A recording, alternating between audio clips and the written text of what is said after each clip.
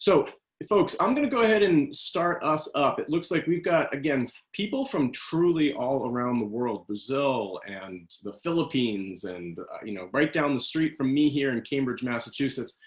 I want to say a very big thank you, a very big hello to all of you who are joining us in many different time zones from many different places.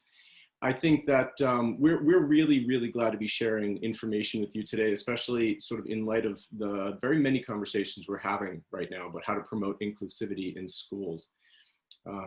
I think that you'll agree as you hear us engage today, that circle of concern, which is one of the things we're going to be talking most about, is a great way to get young folks thinking about those who are different from them. And I think it's going to help really develop caring relationships and enable students to connect across differences, which I think is a tremendously important value and skill right now. Always excited to be building this online sort of virtual community with all of you. My name is Glenn Manning. For those of you who don't know me or who haven't signed in with us before, I am the Senior Project Manager for Caring Schools at Making Caring Common, a project at Harvard Graduate School of Education. I'm tremendously lucky to be joined today by Elise Kaufman. Elise is our school-based initiatives intern. She's also a master's candidate at Harvard Graduate School of Education and has been a teacher, a coach, and an all-around amazing educator. So terrific to have you, Elise. If you care to say hello, that would be great. Hello, everyone. Glad to see some neighbors in Houston, and we're excited to hear about the strategies y'all share today as well. Yeah, absolutely. If you have any questions whatsoever, I hope that you'll use the chat. Let Elise know, especially tech type questions. We'll go over that in a second, but she is here to sort of field some questions, shoot them my way if they are sort of going to be pertinent for lots of folks. But we'll talk again a little bit more about how to share questions and that stuff. Anyway, get in touch with Elise if you have anything that's burning and or want to share with the rest of the group. We really invite you to join our, visit our webpage, sign up for our newsletter, maybe follow us on social media. We'll throw a link in the chat right now for a way that you can do that and access the website. Several of you also have gotten in touch with me over the many weeks that we've been doing these webinars and are interested in our Caring Schools network, which is really a terrific way to deepen your work in this area of promoting caring relationships and strong school communities. We help schools gather and use data, as well as targeted strategies, routines, games, other resources and materials that we think will kind of hone in on those areas and strengthen areas for growth, as well as lean on and leverage areas that are already robust and strong within a school community. Again, all meant to kind of increase and promote a positive school culture and climate where kids care about one another and everyone in the school community understands and seeks out justice and treats each other well day to day. If you'd like to join us on the network, if you'd like to hear more about the ways we support schools, hope you'll let us know. Okay, with that said, as always, feel free to get in touch with me, after this, during this, at any point that makes sense, at Caring Schools with an S at makingcaringcommon.org. That's the email address. And you should see the web address there on this title slide as well, but it is mcc.gse.harvard.edu for those of you listening. Okay, today we'll cover both the learning goals for the webinar and speak a little bit about the strategy in general. Then we'll dive right into the strategy and sort of discuss how it can be used to expand students' circles of concern and really build that empathy muscle. I would also say that we're going to talk about how to do this for adults as well. This is going to be one of those amazing strategies that really enables both the adults and students to build this skill. Finally, at the end, leave plenty of time for questions and resource sharing. Okay.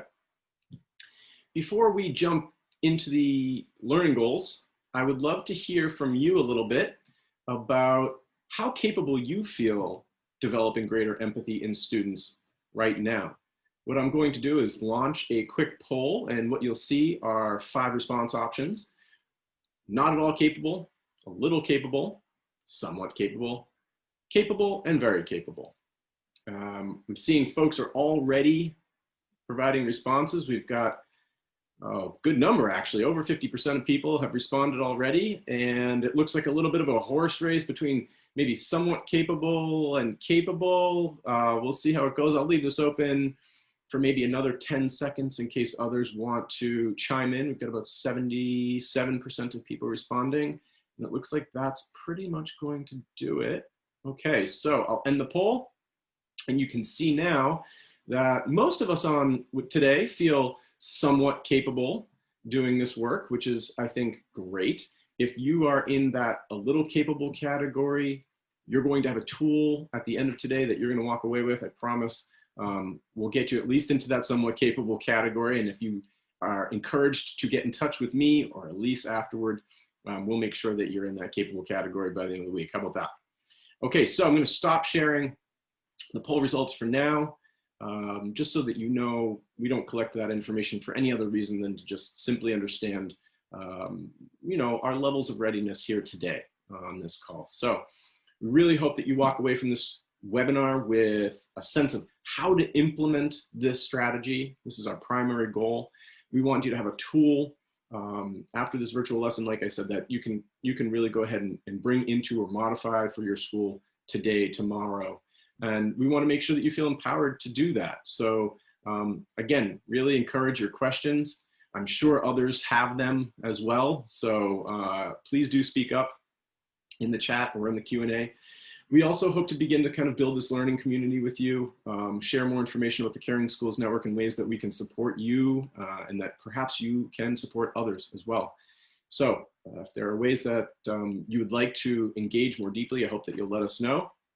And with that said, why don't we go ahead and start to take a look at the strategy at a glance.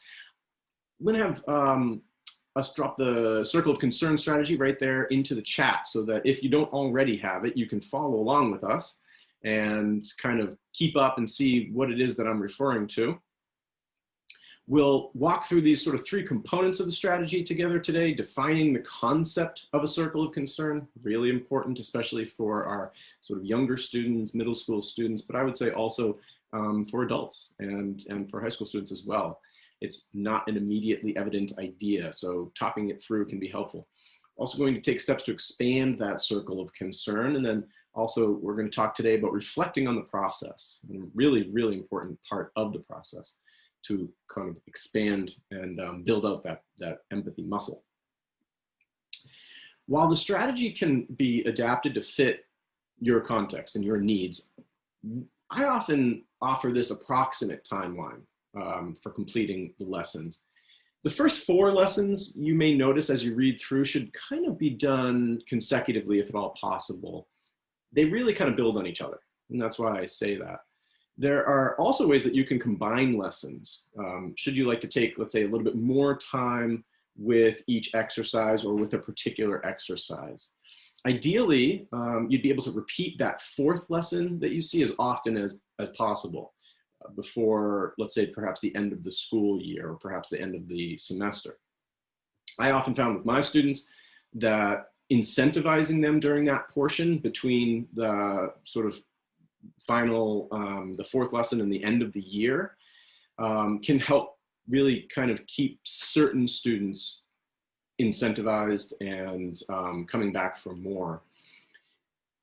Things like stickers can do it. They went a really long way, a surprisingly long way. Actually, a lot of my students kind of went crazy for stickers, and these were high schoolers, upper grades high school students. But you know, also I think things like little things, candy, a poem, these do not have to be things that cost money. May even be fun for students to suggest ideas for possible incentives. And I would say that I really don't suggest this for all students, but I think it can be helpful, or in every case, if you find that there's lots of engagement with this strategy with your students, maybe we don't incentivize them, don't need to. Perhaps it's a situation where individual students could use a little bit of incentivizing, and you want to think about how to do that equitably so that folks don't feel left out, or as though some people are, getting some kind of prize for not doing their work, right? But if there are ways that maybe we can be working with individual students who are on the cusp of not engaging, or perhaps not engaging at all. I think that that's okay to do that. It can be really helpful, again, just as interest wanes, or if interest wanes, and you really want to kind of step it up a notch with particular students. That last lesson is a reflection lesson, which can be completed at the end of the year. So you may want to hold on to that. Take a look at it, of course, read through it, understand it, modify it as is needed. But it is sort of meant for as a cap toward the end.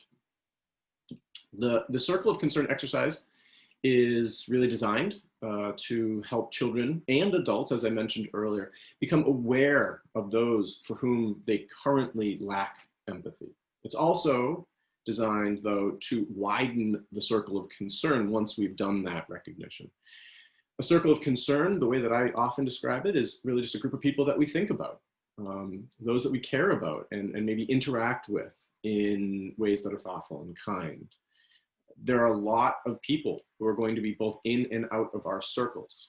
I think it's really deeply important that young folks understand just because someone is in your circle of concern doesn't even necessarily mean you like them right now. There are going to be times when folks inside my circle of concern, significant other or spouse, might be aggravating me. They're deeply in my circle of concern, but I don't like them very much right now. Conversely, there may be folks who are outside of your immediate circle of concern who you like just fine. This doesn't have anything to do with how we're getting along with these folks necessarily, but more about kind of how we tend to engage with them or think about them, whether or not we care about them. Okay, so to illustrate for students what we mean by a circle of concern, you might use something like PowerPoint, such as the one that I'm sharing with you right now, and put a stick figure to represent yourself on one of those slides. Around you, go ahead and draw kind of a medium-sized circle, and this will be your circle of concern, okay?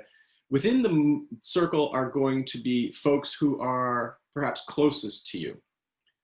For me, some examples would include people like my parents, my sister, friends and family, colleagues. I write the names of those folks in my circle.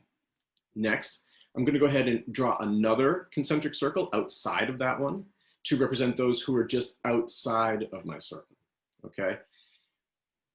Those are going to be people who, again, I might come in contact with, but I might not think about very much or care about them deeply yet.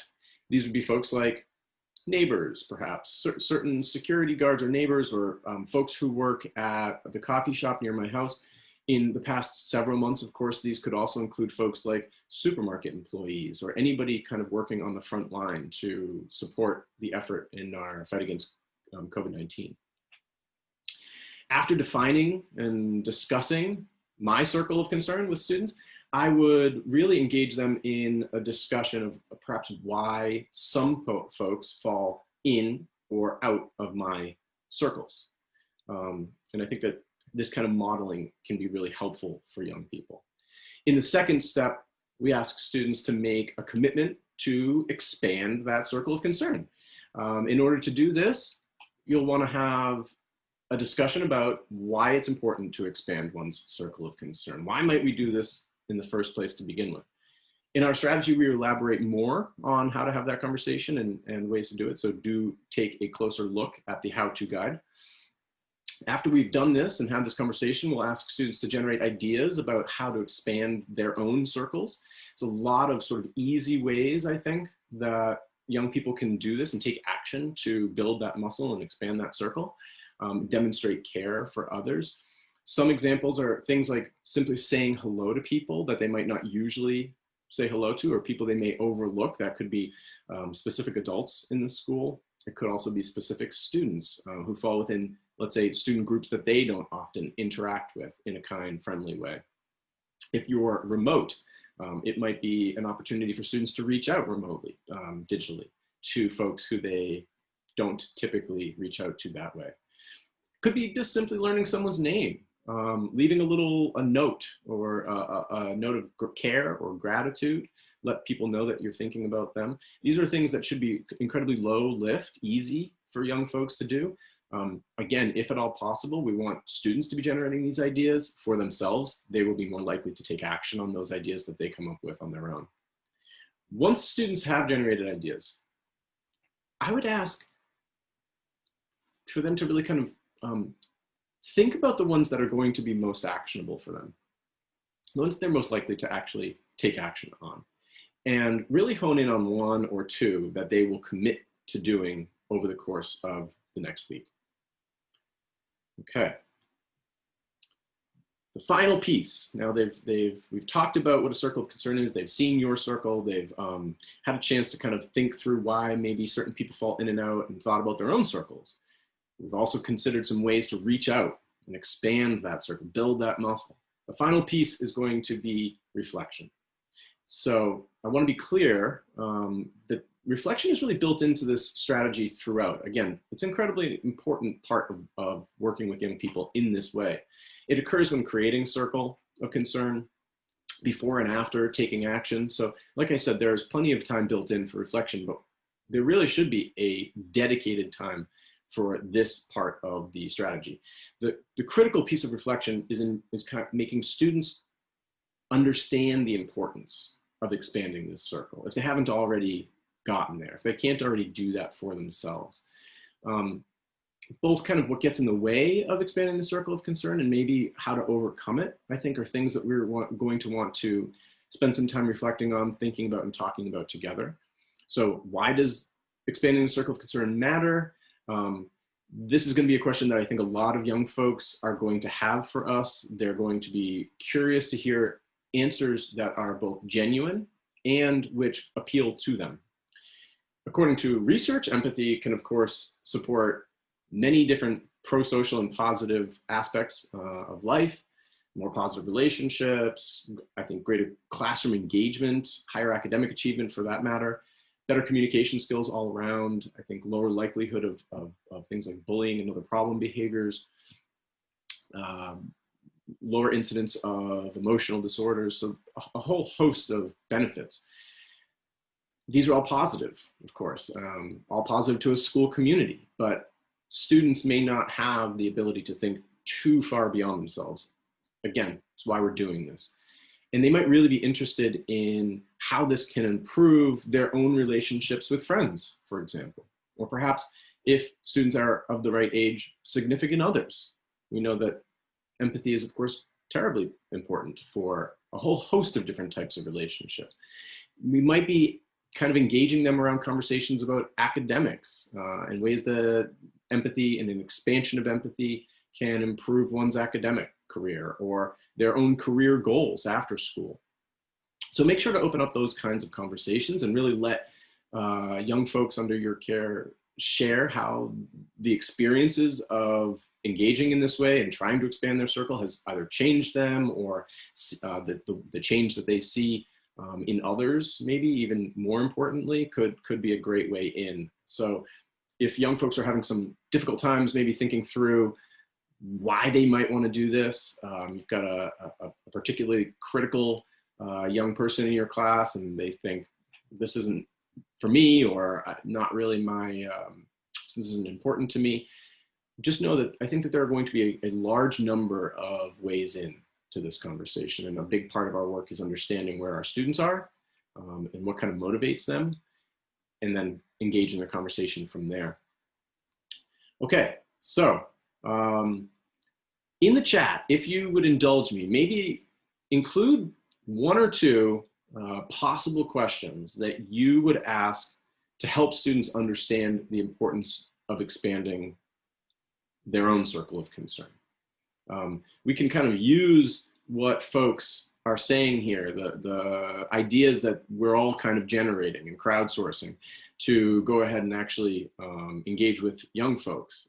So again, if you have an idea of a possible question that you might ask to help students really understand the importance of expanding our circles, please do fill in the chat. I would love to hear what you have to say. Would love to hear any thoughts, and maybe again, this can serve as a jumping off point for our peers who are also on the webinar today. While you're thinking through that, while you're kind of typing away for folks who are doing that, I'll also ask another quick poll question, and this will be our sort of final poll question.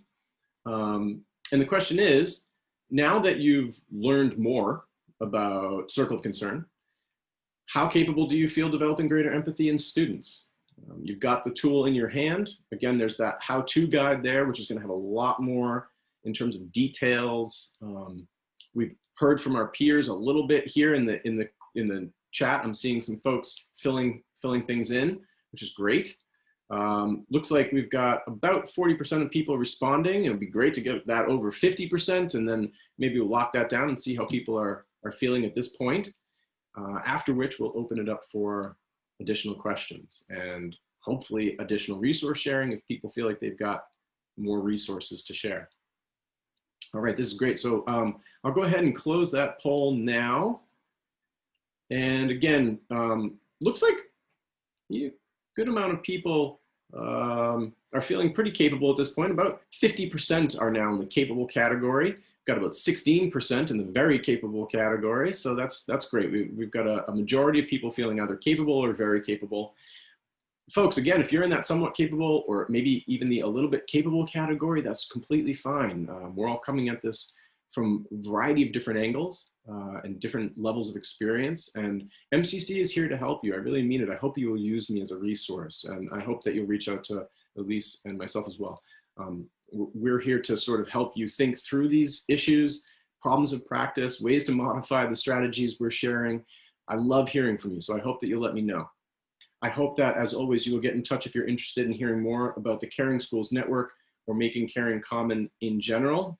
For now, thank you so much for your questions, for your time, and for joining us in our latest installment of Building Connections. Thanks again to Elise, and hope to see you all again next month, same time. Thanks very much.